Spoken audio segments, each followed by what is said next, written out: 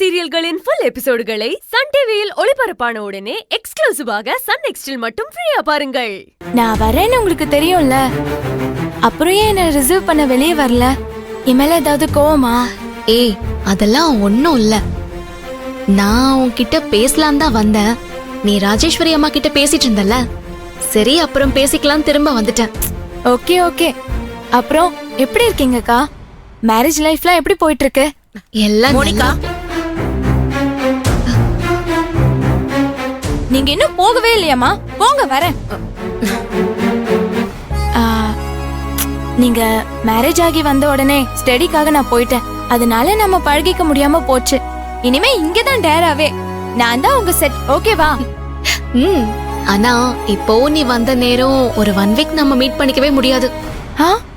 நானும் சூர்யாவும் நாளைக்கு கொடைக்கானல் போறோம். ரிட்டர்ன் வரதுக்கு எப்படியும் ஒரு 1 வீக் ஆயிடும். சூப்பர்.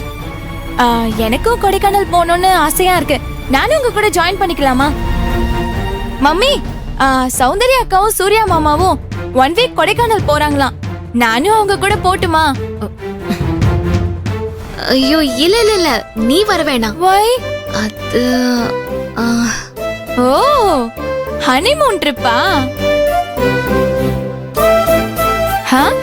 வெக்கமா? சௌந்தர்யாவும் சூர்யாவும் கொடைக்கானல் போற விஷயம் ருத்ராவுக்கு தெரியுமா தெரியாதா?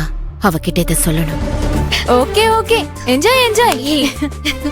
அம்மா பூதம் மாதிரி வெளியே காவல் காத்துட்டு இருக்காங்க. நான் போய் ஃப்ரெஷ் அப் ஆயிட்டு வரேன். உங்ககிட்ட நிறைய பேசணும். நீங்க கண்டினியூ பண்ணுங்க. சரிங்க மேடம், நீங்க போங்க. வாங்கம்மா போலாம்.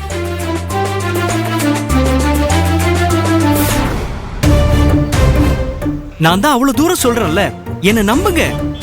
நான் ஜேபி சார் கிட்ட பேசி உங்களுக்கு ஃபேவரபிளா பண்றேன்.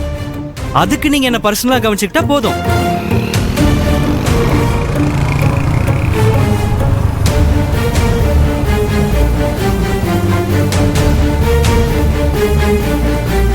அட ஆமாங்க.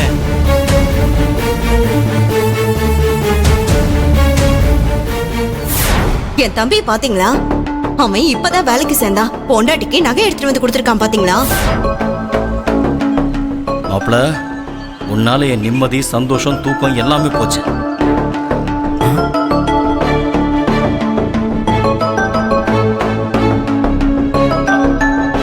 சரி ஓகே, ஆபீஸ் போய் பார்த்துட்டு நான் உங்களுக்கு அப்புறமா கால் பண்றேன். நான் போன் வைக்கிறேன்.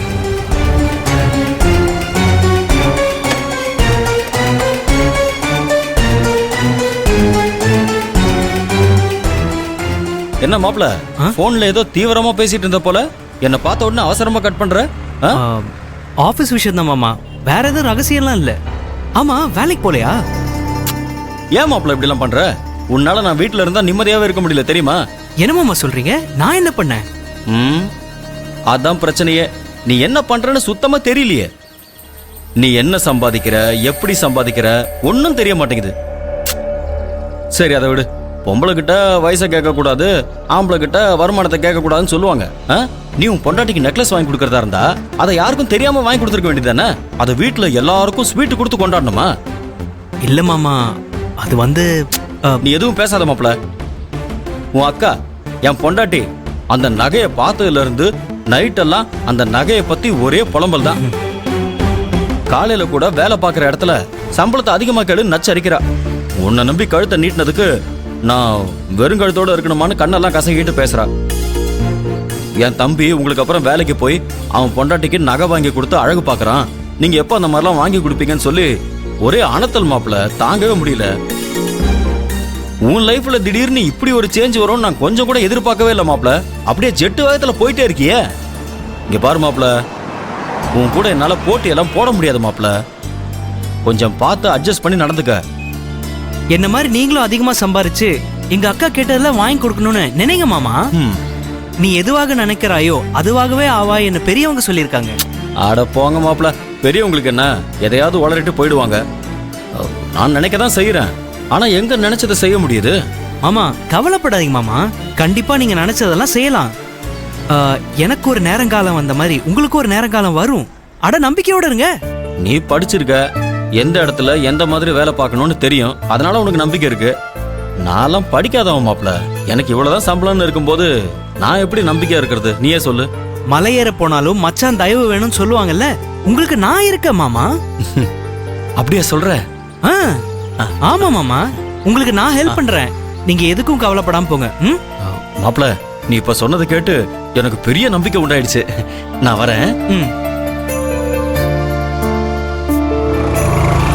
சரி மாப்பிள, நான் வரேன். சரிங்க மாமா. பாப்போம்.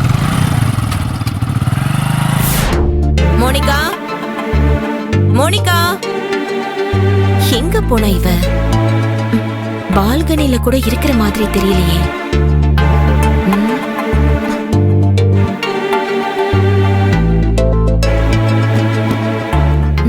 யாருக்கு Dress வாங்கிட்டு வந்திருக்கா? குடு. யாருக்கு Dress எடுத்துட்டு வந்திருக்க? உங்க அப்பாக்கா? அப்பாக்கெல்லாம் இல்ல. அப்பாக்கு இல்லனா வேற யாருக்கு எடுத்துட்டு வந்திருக்க? சஸ்பென்ஸ். சொல்ல மாட்டேன். என்கிட்ட கூட சொல்ல மாட்டியா? ம்ஹும். சொல்ல மாட்டேன். அதான் சஸ்பென்ஸ்னு சொல்றேன்ல. ஓமா. சரி, சாப்பிட வா. அதுக்கு தான் உன்னை கூப்பிட வந்தேன். சரி வரேன், நீங்க போங்க. ம்.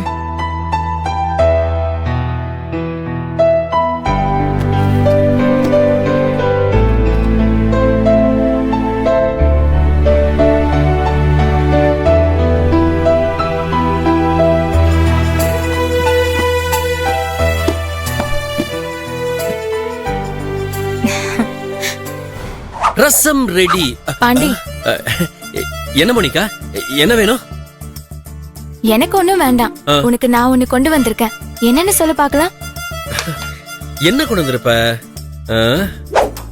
நான் என்ன மந்திரவாதியா? எனக்கு என்ன மந்திரம் தெரியும்? நீ என்ன கொண்டு வந்திருக்கேன்னு கண்டுபிடிச்சு சொல்றதுக்கு. நான் ஒரு சாதாரண சமையல்காரன். நீயே சொல்ல. ம்ஹும். உன் மூளைய கொஞ்சம் கூட யூஸ் பண்ண மாட்டியா? கொஞ்சம் கூட யோசிக்க மாட்டியா? அதெல்லாம் தேவையான இடத்துல சும்மா கில்லி கில்லி கில்லி மாதிரி யோசிச்சு சும்மா பில்லா பில்லா பில்லா மாதிரி மாஸ் காட்டுவோம். இப்ப என்ன கொண்டு வந்திருக்கேன்னு நீயே சொல்ல. சரி, நீ கண்ணை மூடு. இது வேறயா? சரி. ஏய், நல்லா மூடு. ஓகேப்பா, நான் நல்லா கண்ண மூடிட்டேன். ஓகேப்பா, தர. ரெடியா? ம். ஓ, இங்க இருக்கியா? ஏய், என்னது Dress மாதிரி இருக்கு? Dress தான். உனக்காக ஷர்ட் வாங்கிட்டு வந்தேன். வாங்கிக்கோ. ஓபன் பண்ணி பாரு. கலர் உனக்கு பிடிச்சிருக்கான்னு பாரு.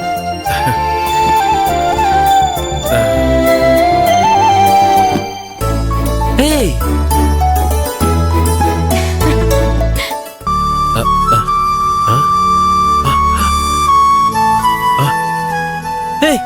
என்ன மோனிகா அது? 2000 ரூபாய் போட்டிருக்கு.